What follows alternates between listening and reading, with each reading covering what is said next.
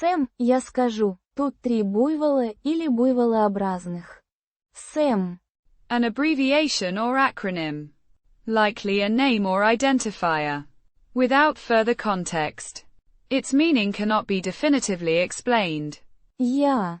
A personal pronoun meaning I. Pronounced. Я. Like the ya in yard. It's the first person singular nominative pronoun. Indicating the speaker. Скажу. The first person singular future tense of the verb. Сказать. To say. Pronounced. ska-zhu. With a hard К. and a За. sound similar to the s in pleasure. This word indicates that the speaker intends to say something. Toot. An adverb meaning here or in this place. Pronounced. Toot. With a short У. sound. It specifies the location of the subject matter. 3.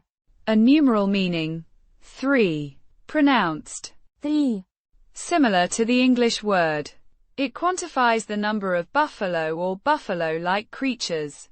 Буйвола. The genitive singular form of Буйвол.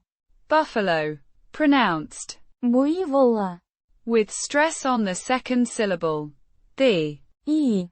sound is similar to the y in yes, and the ending sounds slightly softer than in the nominative singular. It refers to a single buffalo. Или. A conjunction meaning or. Pronounced. Или. It indicates a choice between two options. Буйволообразных. The genitive plural of Буйволообразный. buffalo-like. Pronounced. Буйволообразный. With stress on the third syllable. The И.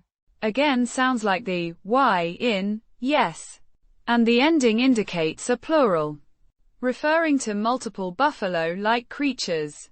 Putting it together. SEM, я скажу, тут 3 буйвола или буйволообразных.